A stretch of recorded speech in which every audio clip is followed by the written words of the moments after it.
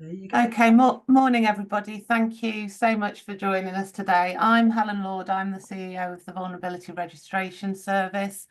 The reason we've pulled together today, the main objective is really to show you how we've evolved the Vulnerability Registration Service product to try and adapt to the needs of organisations who are servicing vulnerable individuals. One of the biggest barriers that's always presented to us or voiced to us is the fact that it's all very well identifying vulnerability, us identifying vulnerability in our customers, but how do we actually manage that, and what do we do with it once we found it? So we thought it was really important to evolve VRS. We created an interactive consumer portal that allows people not just to identify their various types of vulnerability, financial and non-financial, but also to give them options of how they feel they need support, because we don't think that people always know the questions to ask. They don't always know what options available to them, and they don't always necessarily know the answers. So what we've done is we've added another layer to the VRS so that when somebody selects a vulnerability flag, whether that is something to do with their accessibility, health, if it's a life event, we are then giving them options to select from for them to drive the support and the help they need, and to actually articulate to their service providers what they are looking for. And the benefits of that mean that the service providers have a head start in how to manage that customer. And it may be something, I just want you to communicate with me in a different way. It may be as simple as that. It may be something slightly more complex, but that's what we've done with VRS. I believe that vulnerability management is probably one of the most important things that we need to get right. I think we are at risk of, when not doing it right, tipping people over the edge into mental health, into more financial hardship, to feeling more and more overwhelmed. But on the positive side, if we get it right, I think we can really lead people to self-help and to manage their own circumstances and really improve things for all of us. And again, what we think with VRS is, to do that, we need to data share. Data sharing is critical. And I always use the example of a very overwhelmed individual not knowing which way to turn. Do we want them to have to contact all of their service providers, their mobile phone company, their bank, their local authority, to tell them their circumstances? Or should we be providing them with one route in to communicate their situation, and also in the best way possible to access any support that's available to them? So that's what today's all about, really. I'll just run through, for those of you that haven't seen what we do before, very quickly what VRS does, but also show you how we've developed it since perhaps we last had one of these webinars. So Heidi, if you could give me another slide. And again. Okay, so FCA, I think we're at a point really where we know what the regulators' expectations are in terms of managing vulnerable consumers and doing the right thing. The FCA in Consumer Duty and in everything they've said have made very clear that outcomes are very important and that we should be monitoring those outcomes. But I think that's echoed across every sector. We see vulnerability management not as a sector specific thing. We see it as a cross-sector issue. And again, going back to that vulnerable consumer, do they want to actually have to communicate things over and over again? They don't care which sector an organisation sits in. They need to be supported in the right way. Next slide, please, Heidi. So I think we see vulnerability broken down in three different stages. One is around, we need to know who's vulnerable. Now we can do that locally within our organisation, or we can do it in a wider way, and we can look at data sharing to make sure that those people don't have to keep reiterating their situations. What today really is about is around looking at how we achieve the right outcomes for individuals, and how hopefully VRS can help us do that, and then subsequently monitor those outcomes as well, which again the FCA are very keen on ensuring that we're monitoring and we're establishing whether we are achieving the right outcomes. And then lastly, I think the third sort of pillar, if you like, is supporting those consumers, rectifying the situation, giving them the chance to access the support that is available to them to make their situation better, so that we're not sitting in that spiral of mental health crises and debt and all the other factors that come into play. And I think what we really have to do with vulnerability management is accept that it's a very human issue. It's not, we can't define this person has this or this person has this. There's many different factors coming into play. So the broader the context that we can achieve when we're looking at a consumer, I think, is really important. Next slide, Heidi, please. Identification and disclosure. I think that's the first stage in what we're doing, is understanding what an individual's issue is, because if we don't know that, we can't do anything about it. We can't assume a right outcome or a right conclusion or a right solution if we don't know what the issue is. VRS, we've been around for 9 years now, and we have managed to create a database of vulnerable individuals. A lot of that data is self-disclosed.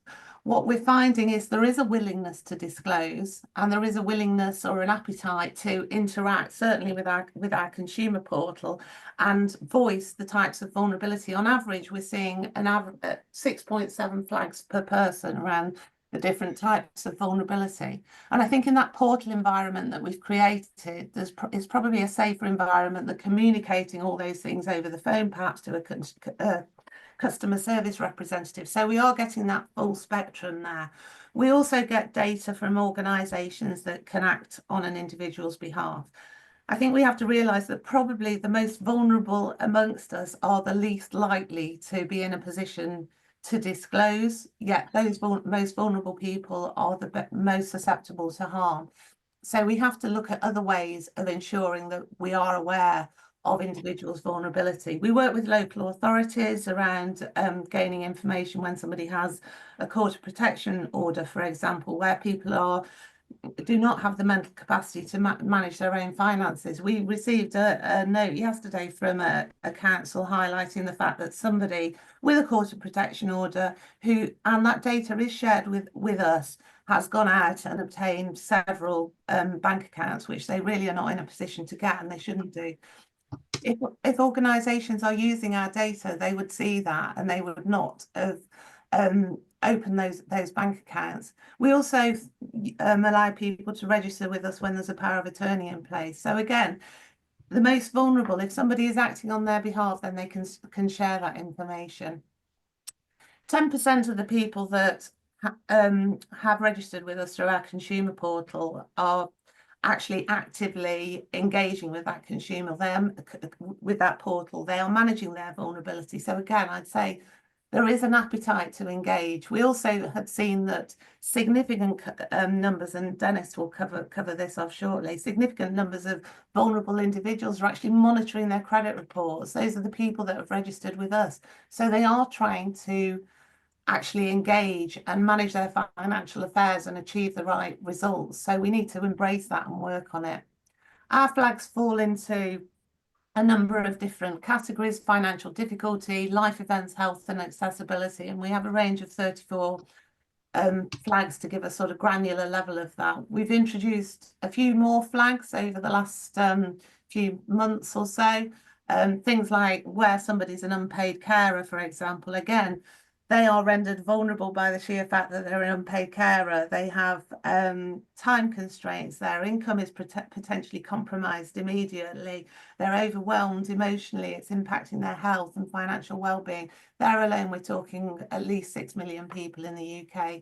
People going through bereavement, we've introduced a bereavement flag to try and allow them to ease the burden of a very difficult situation and try and highlight what they're looking for from organisations. We did a survey about a couple of years ago around how people deem themselves to be vulnerable. About 13% said that they were at risk of homelessness, eviction or repossession. Huge percentage of people. So we've introduced a flag to highlight when people feel that they are at risk of homelessness. We are seeing some trends. in addition to mental health, obviously having a very close synergy with financial difficulty, we're also seeing physical health and physical disability playing a huge part, and that's an increasing trend in the people that are registering with us.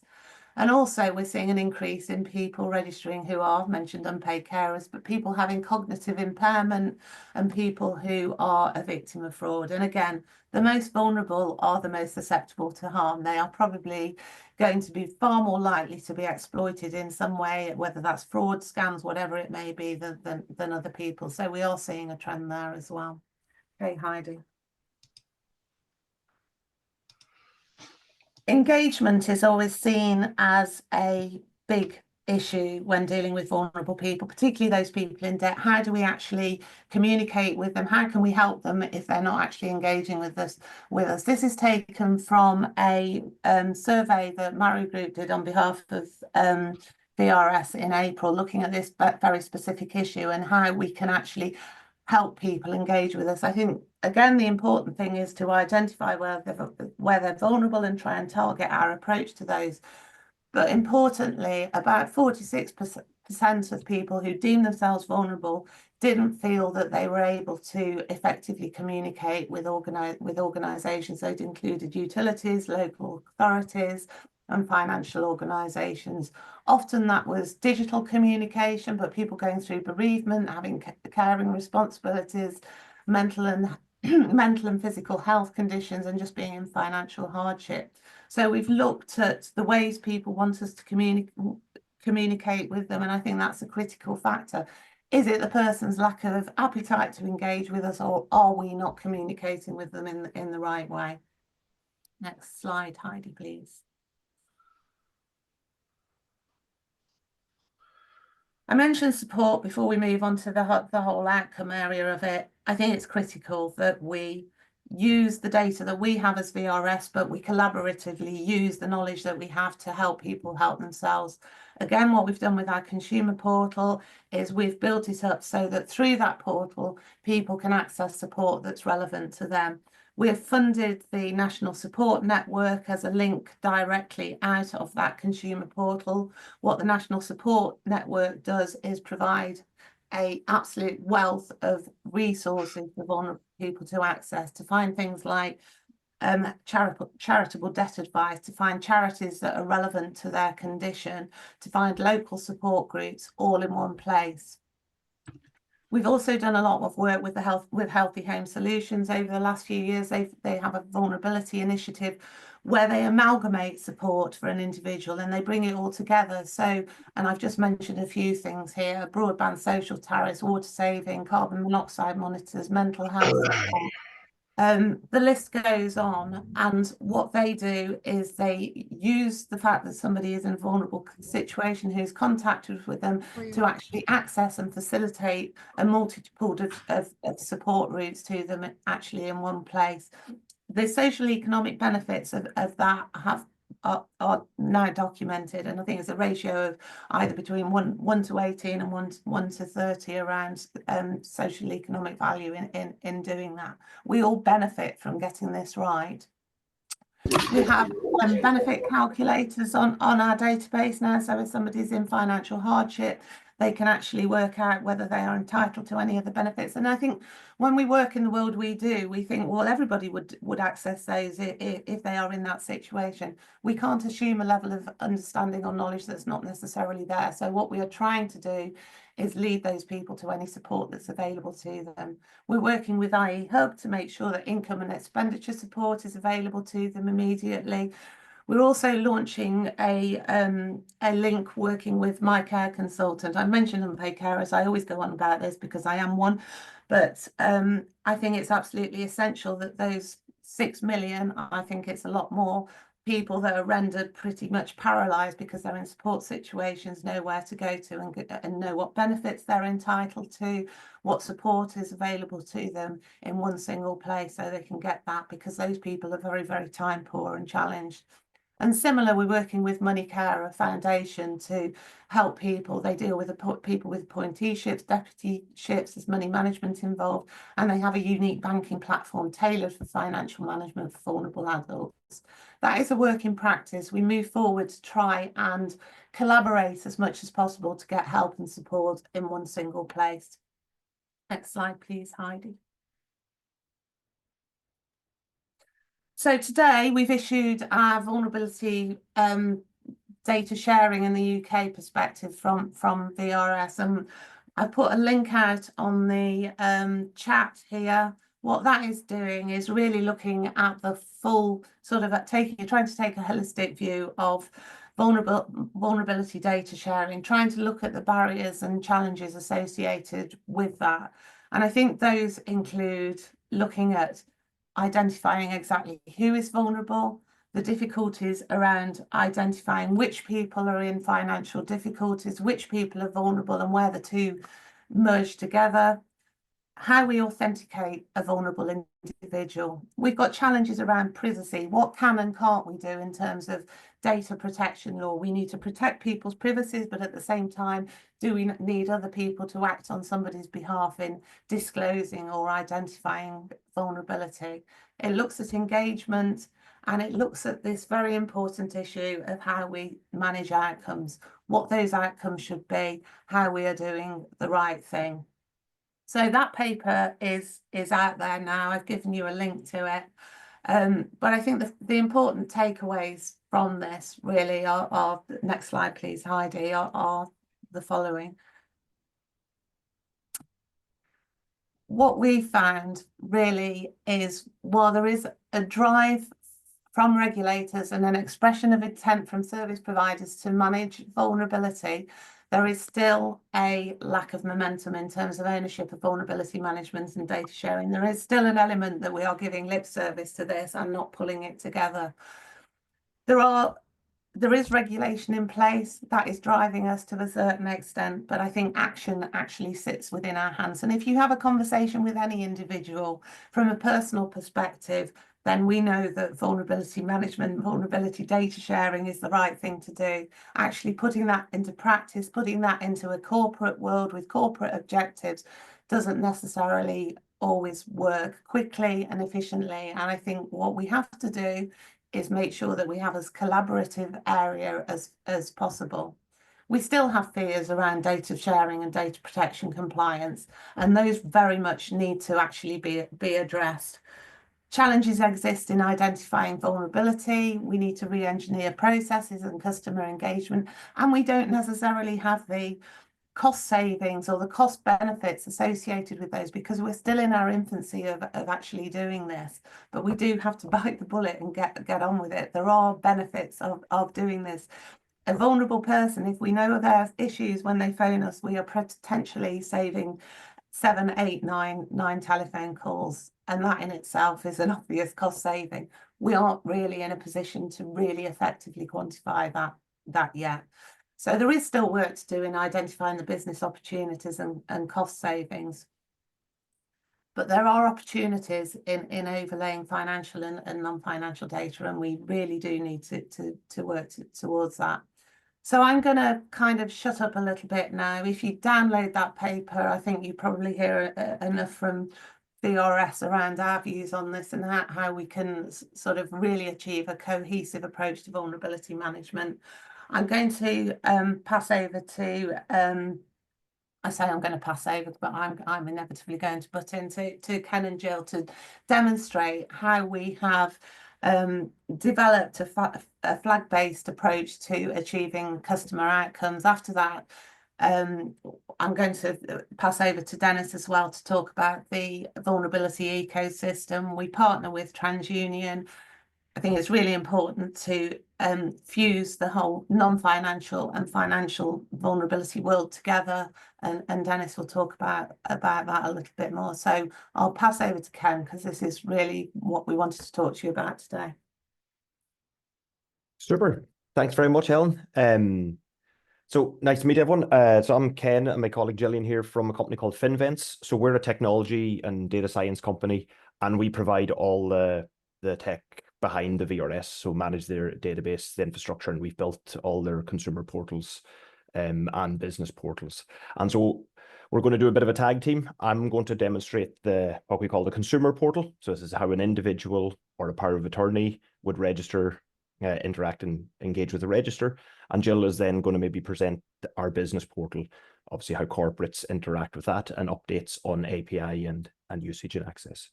So I'm just going to share my screen here. Fingers crossed, all goes according to plan. Yes, everyone can see, I hope. Yeah. Super.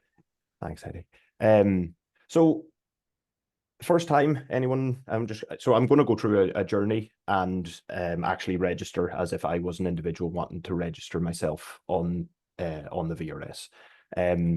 So first landing screen we get in, you can see this is the options there are. We keep the interface clean, all the font for accessibility, all that, all the aesthetics are very important when you're building any sort of consumer interface. And I'll show you what it looks like rendered on a mobile phone now shortly. And so you can see register myself for a first time. I'll go through that journey, or if I'm registering somewhere else. So this is our power of attorney workflow.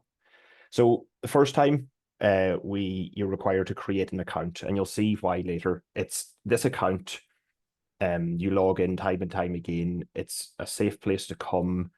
It's dynamic. Vulnerability isn't just a once and done. It's not just register and that's it. It'll evolve, change. And so we have this portal where you have your own account that you can revisit, and it's yours forever. So I will sign into my account here. Type in live is always in. So just to explain some of the screen flow we have here. So home screen, this is their registrations.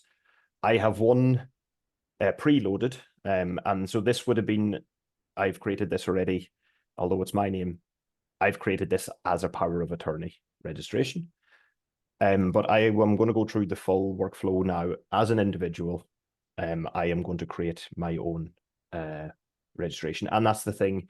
You can both be an vulnerable individual, and you can also be a power of attorney for someone else at the same time. So having the concept of two on the one account is a scenario. Likewise, you could be a power of attorney for multiple, and so on. So there is quite a lot of subtle permutations. But as an individual, I want to create a new registration, and I'm going to create myself. So because we try pre-populate as much of the form as possible to make it easy for everyone. So we will have pre-populated this here from my user account. Address is maybe something, or years at an address is maybe something that's dynamic. Oh, I'll put in a date worth.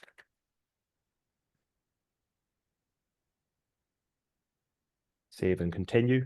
And the way the portal works for the individual, every time they move from screen to screen, that's already saved in memory. So if they don't complete the registration, they can pick back up where they left off.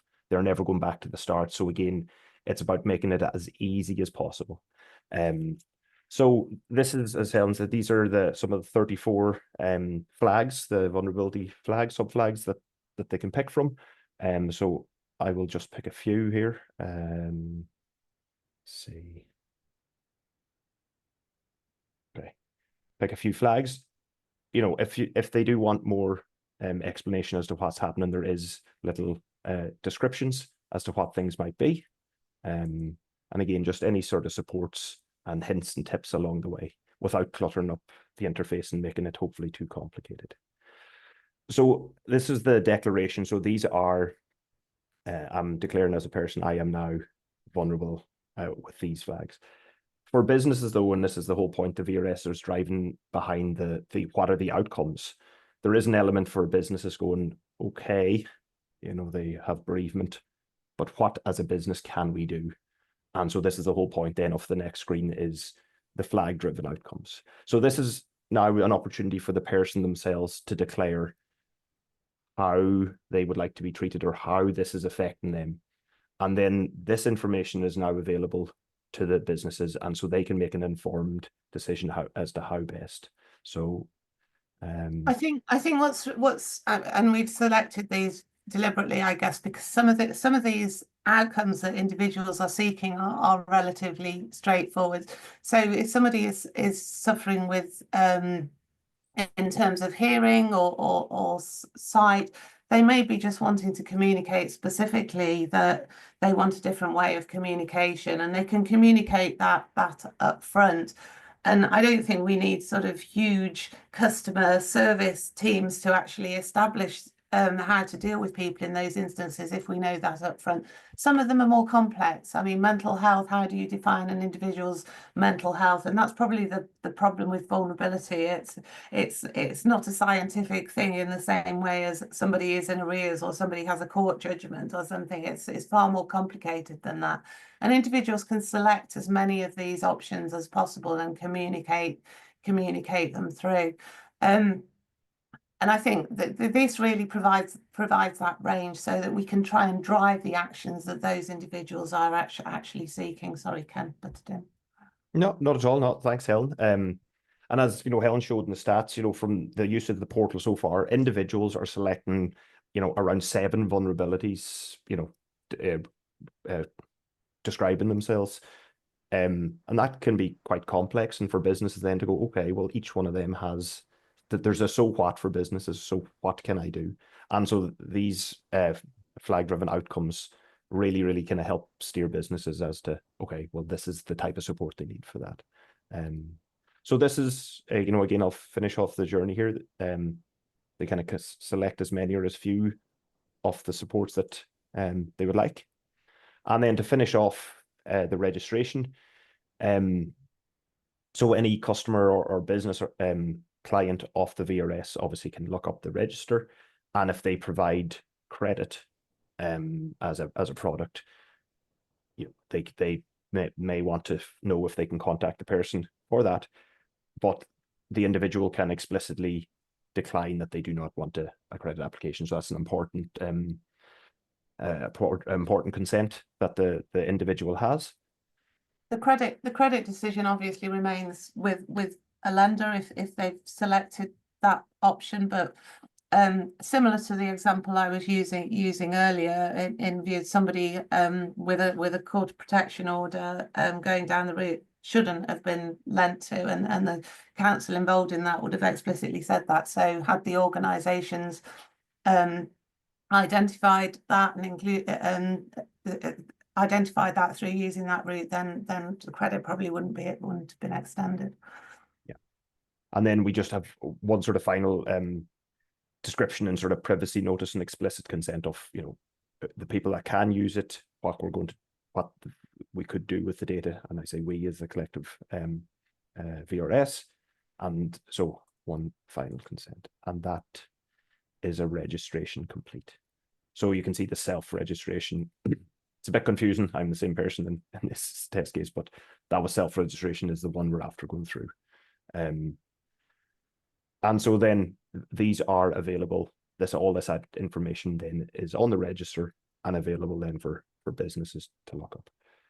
If you're just curious, so that was, you know, again, registration should be as simple as possible, but hopefully thorough enough to catch all the information that we want. So then, you know, I want to get a maybe quick outline of, you know, what else is in the portal and where we're going with this with the VRS. The portal, their account is something that's live. It's not a once and done. And I think we've already seen 10 to 15% of consumers are logging back in repetitively to update their vulnerabilities. Like bereavement is an example. It may be a shorter term thing, but obviously with the passage of time, that may not impact their life as much. And so vulnerabilities are changing, and we're actually actively seeing consumers going in and changing it and regularly updating it. And so this portal is a safe place for them to come.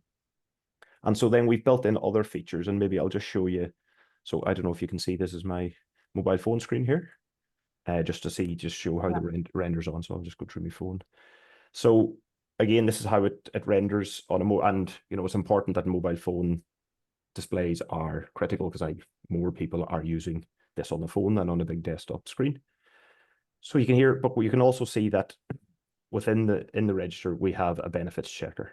And so this is where then in their own time, this is just a kind of free service that the VRS have provided, free to consumer. You can check for benefits. So we take some preliminary information and do a quick sort of summary check to see if they're entitled to more benefits compared to the details that they've provided. And so look at there's a potential increase in benefits. And then if they want to go and find out, okay, well, what are the, do a full benefit checker, then this is they'll just go on, and they have to fill out a slightly more detailed questionnaire, because there could be things in here of, the age of your children. Are you expecting another child into your household? There's a lot of intimate detail that the VRS will not hold on file, so we can't do the lookup immediately for them, and so they can just go through that, and then they'll get a list of benefit entitlements and complete signposted as to how they could apply for them. So again, another value add I feel that's in there. And then we have a help and support section. And as Helen said, the National Support Network are in here now, and we redirect or we integrate in with them. And this is where we're going to build out the functionality. We're going to have many more third-party supports, free to consumer. All this sort of signposting is going to be in this help and support section. And again, it's in the one-stop shop of the VRS portal. The spanners are out at the moment, making those other things I mentioned happen. Yeah. So, and so this is where lobby, so they can easily pick down through that. Yeah. So again, I'll not in terms of consumer registration, and as I said, they can go back and edit this at any stage. If any of their details have changed. So again, it is a living, breathing, so they can remove add in different flags. And then again, what are the outcomes? And you can see it remembers everything from the last time that was still there. So again, it's this living, breathing system. So I guess I'll pass over to my colleague Gillian. She's going to talk now quickly about another portal and access if we're a business, if you're a business client of the VRS. Hi folks, so I'm just going to share my screen and hopefully I'm able to, here we go.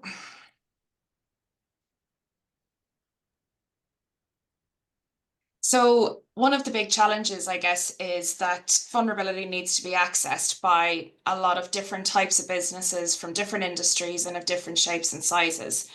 And the VRS had an API feature and an SFTP upload where you could upload registrations or searches and it would return files.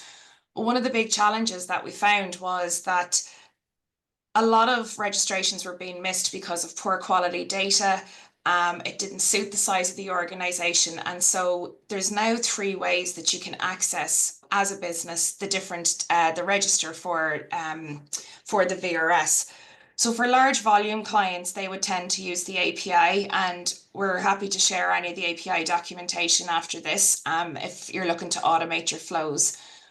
For very small, say micro businesses where there's only 1 or 2 and you're dealing with advisors who are on calls to consumers, in the portal, there's actually this manual search function. And so you can just put in someone's details and it'll search and tell you whether they exist or not.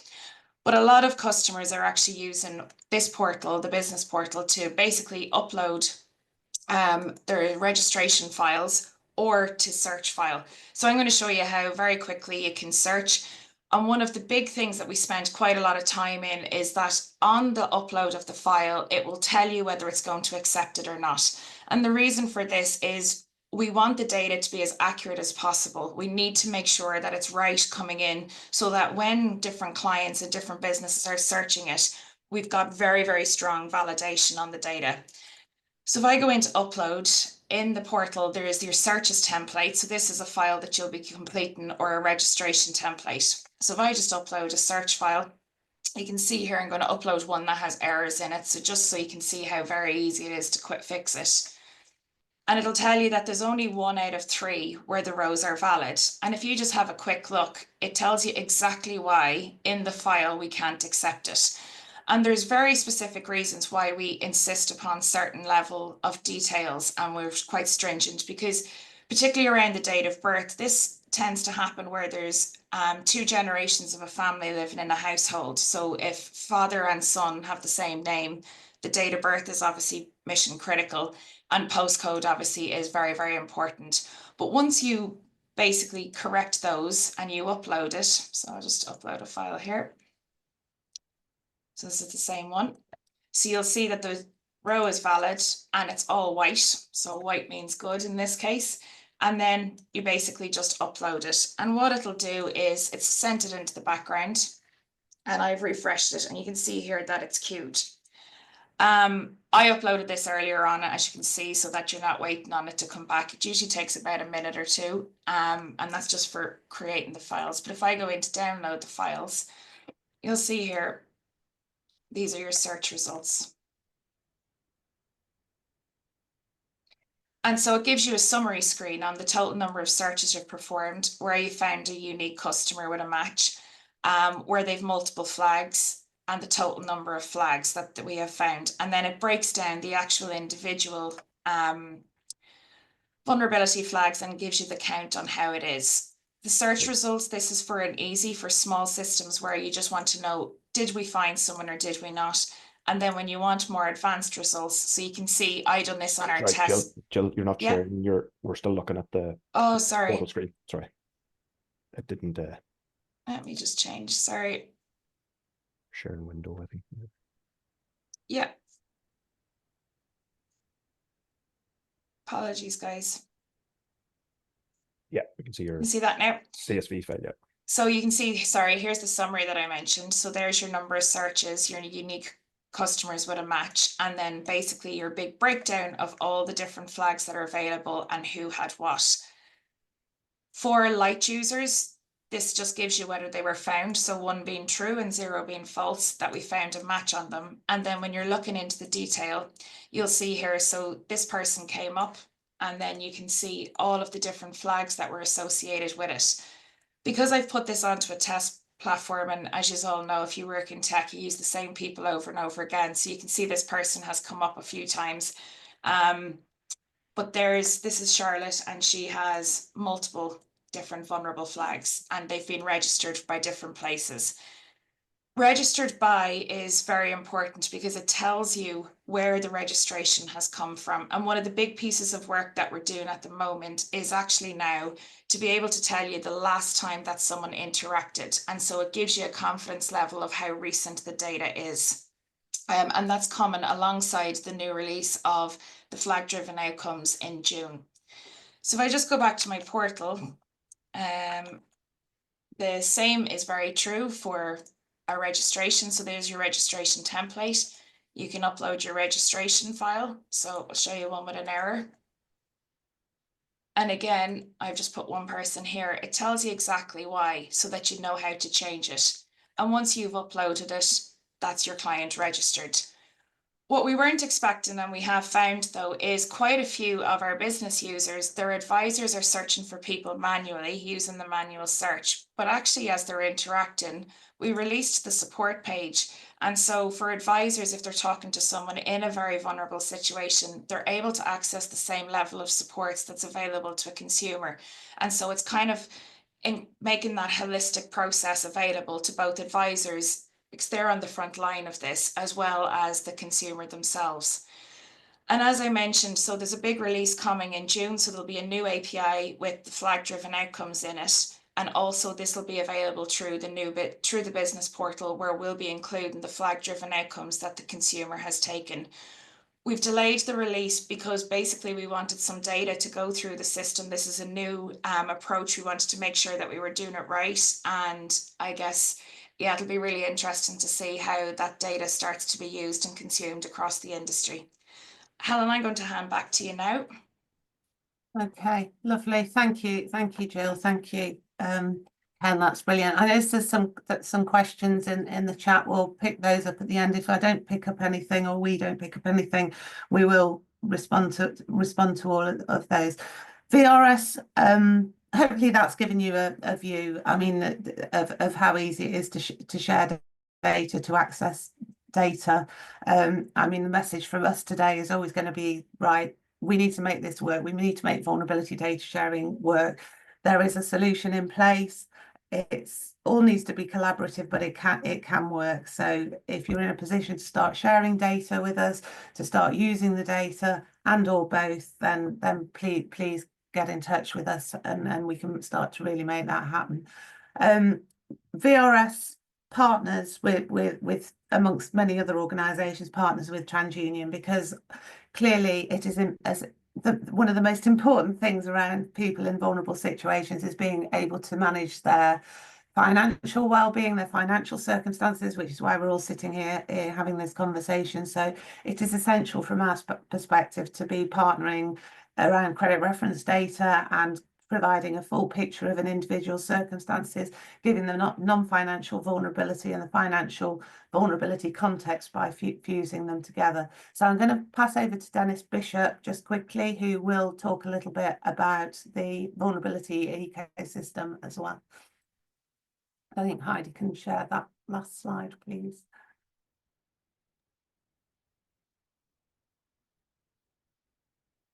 Just wait for the slide to come up. Thank you, guys. So I'm head of solutions consulting at TransUnion and the vulnerability lead. I've been working with VRS and Helen and the guys for the last year, really developing an ecosystem that maximises the opportunity to provide good consumer outcomes and making sure that vulnerable consumers get the support they need. And really trying to maximise the opportunity to capture vulnerability as well. So making sure that we really look at any opportunity where an individual who's plucked up the courage to disclose, and Helen touched on it there, the most vulnerable are the ones that unfortunately are unlikely to disclose, and how we set up a framework to make sure that we seize the moment when that opportunity arises. So for us, the vulnerability ecosystem is broken down into three key stages. First of all, on the left-hand side, you'll see multiple boxes there, and we call that the capture phase, and Helen alluded to it as the ID and disclosure piece.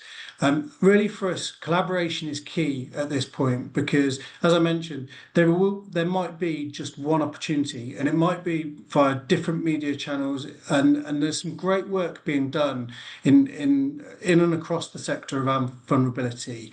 But if we work in silos, it's likely that opportunity isn't going to be maximised. It might be that they disclose to one company, but not to the many, and then they have to plug up the courage again to disclose to all. So TransUnion is leveraging its client base that currently shares data into TransUnion on a monthly basis as a credit reference agency, and at the moment that sits between 750 to 800 clients that are actively sharing data in to us. You'll see that the Vulnerability Registration Service logo there is at the heart of this. Ultimately, we're trying to leverage the consumer's direct disclosure in the service, but actively trying to encourage clients to use the portal that Gillian's gone through there to share their data into this as well, so that when that opportunity arises and the client is having the conversation, that data can go into VRS. TransUnion has a direct-to-consumer offering via a white-labelled service hosted and via API. It's called CreditView. Many of you won't heard of it, but the people that have signed up to that, around about 24 to 25 million consumers, are accessing direct-to-consumer services. And when we did some research with the VRS data to overlay that, to understand the types of consumers that are on VRS and their interaction with credit monitoring, what we found is that half of the VRS registrants actually are actively monitoring their credit file. So these are individuals who are trying to look for support Credit View as a service has lots of educational material on there around how to improve credit scores, how to manage credit effectively. It has a simulator on there to say, if I do something, what happens to my credit score? And that's really at the heart of trying to drive consumers towards VRS. So we've built out some links there to build the awareness of VRS, but also for a consumer to be able to click on that and go directly through to the service should they need to. The worrying stat for me around that half of the registration base of VRS is that actually they're twice as likely to be accessing paid for services. Now, many of our clients who take that service offer the service out to consumers for free. And I think for me, a lot of the time that people are vulnerable, and that might be non-financial vulnerabilities that they have, it also has a close relationship with financial vulnerability. And if they're twice as likely to be paying for services, I think there's probably more to be done to drive the education that these services are available for free. And probably compounding that is when we dug into those that are paying for services, they're actually having multiple paid for services on there as well. So that for me shows that there's real lack of understanding in the base that this kind of service would really help.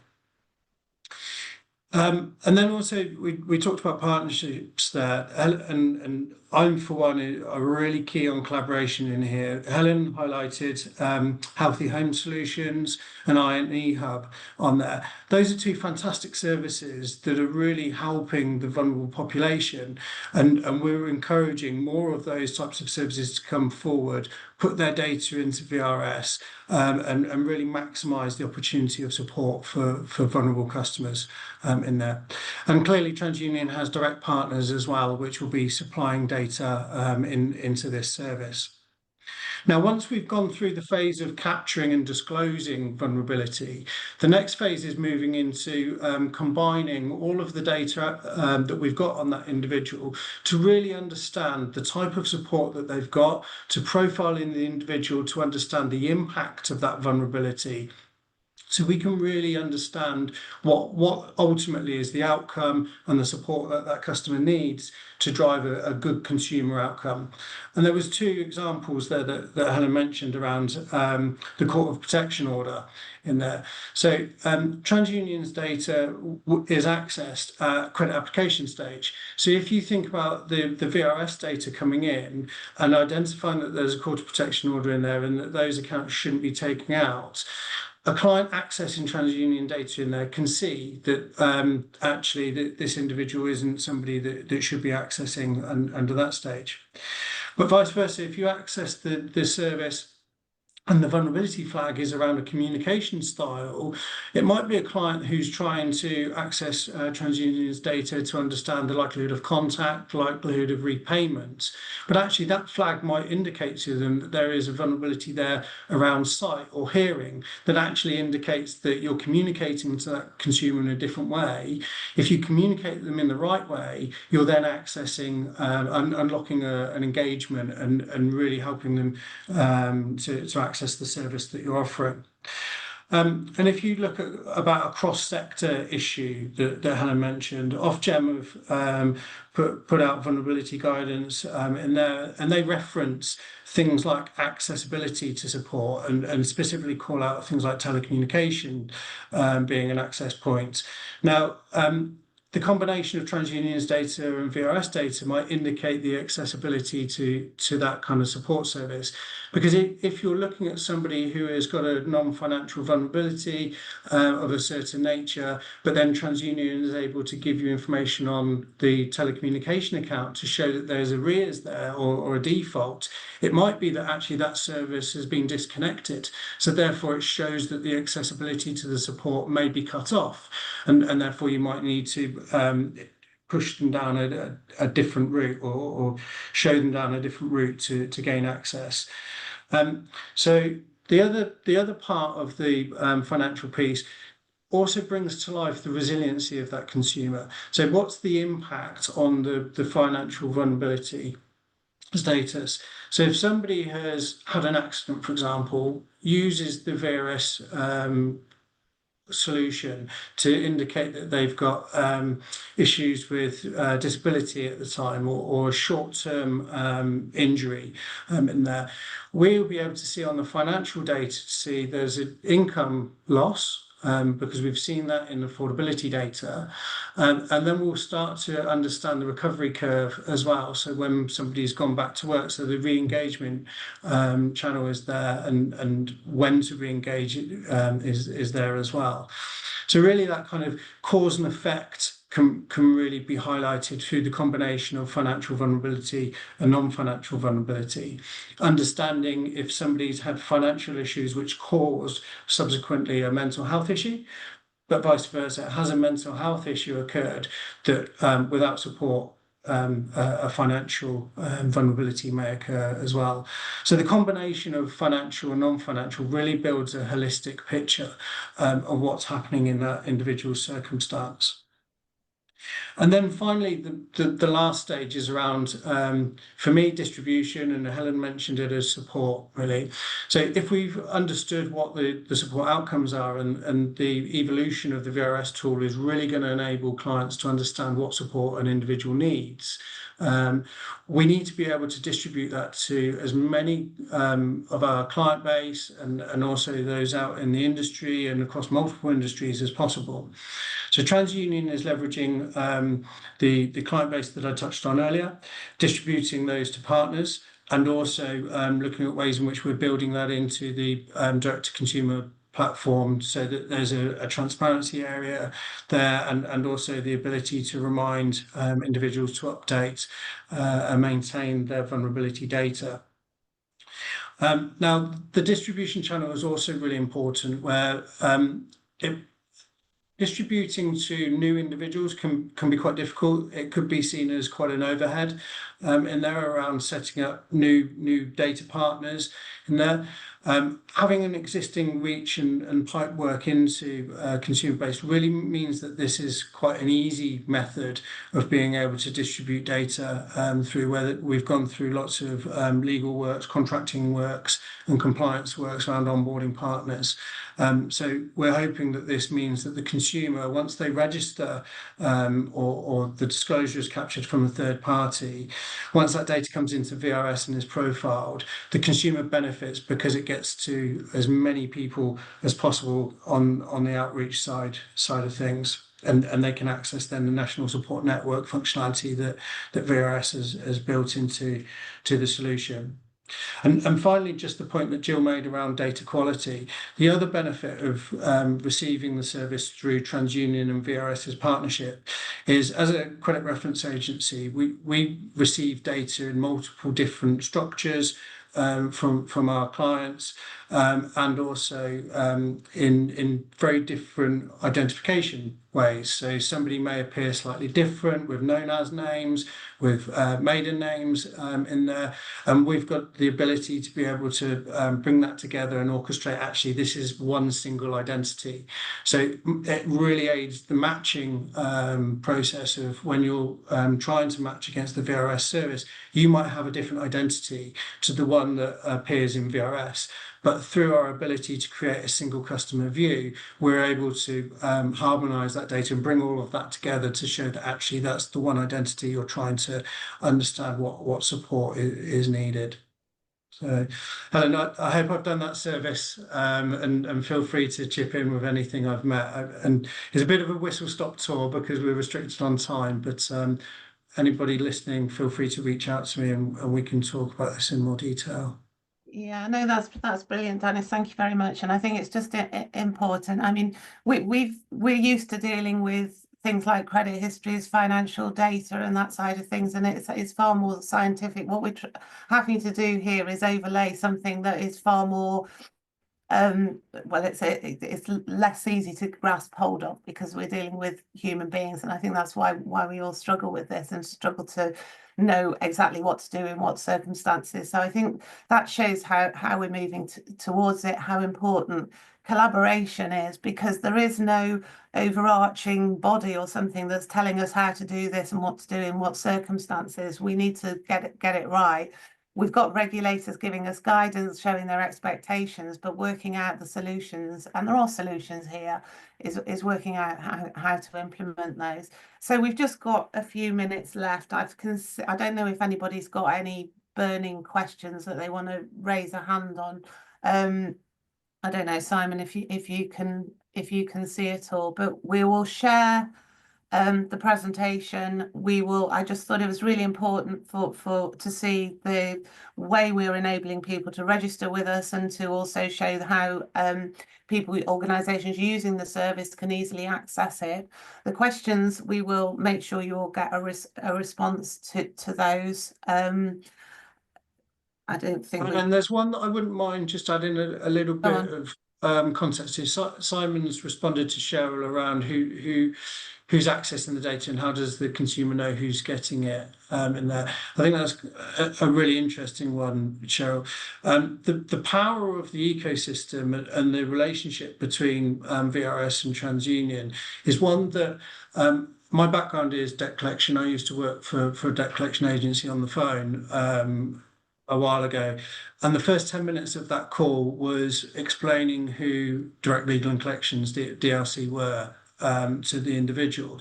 And if you put yourself in the realms of a vulnerable individual, half the time those have lost the ability to budget or manage their finances, and therefore don't really understand who the relationships they have are. Now, what happens with the VRS and TransUnion partnership is that when they go through the consent model, which Ken showed you, the consent shows that the data is going to go to TransUnion, and the data will be distributed by TransUnion to those that you have a relationship with. The power is that individual who I was potentially speaking to, TransUnion would have established that there is a relationship with DLC, the debt purchaser, and therefore that vulnerability data could be passed through to the debt purchaser. Now, if you go through a model where the individual has to dictate where their data is going to, the vulnerable individual is never going to put it in the hands of the debt purchasers, because half the time they don't understand who they are. And it might not necessarily be debt purchasers, it might be mainstream lenders that because they're not aware of who their relationships are, then they may miss getting the vulnerability data. In terms of transparency, we can signpost them through to CreditView, which is that consumer direct-to-consumer portal. So they'll be able to see who they have the relationships with and where the data gets sent to in there. So that just gives a little bit more on Simon's response. And I think just lastly, I'll just pick up on Marie said, are any other credit reference aid engaging with the VRS? The way we have always seen the VRS is from a consumer's perspective, they don't care about complicated solutions behind the scenes. They are focused on communicating in the most effective way if they're an overwhelmed individual with issues, whether those be mental health, whether they be life events or whatever. From the outset of VRS, yes, we see as many distribution channels, as many ways to get that data access as possible being the solution, and as much collaboration as being the solution. I don't think collating vulnerability data should be in any way a competitive issue. And yes, we have spoken to all the credit reference agencies from the outset of setting up VRS. I suppose the clever things happen behind the scenes. They don't necessarily need to be visible to consumers. But I will ensure that we share this presentation, we share answers to all those questions, and thank you for engaging, and thank you very much for joining us today. I just thought it was important you see the process, important that people have the opportunity to see how easy it is from a client perspective to access the information that we're holding. There is a link to, as I say, the white paper that we've written about this, trying to highlight that there are barriers, what the barriers are, and hopefully identify solutions to it. Data sharing about vulnerability needs people to get on board and start to work with it, and the more they do so, the more effective it's going to be for everybody, for the individuals, for businesses, and for society at large. So hopefully we'll hear from you, we will get in touch, and I really appreciate you joining us today. Thank you very much.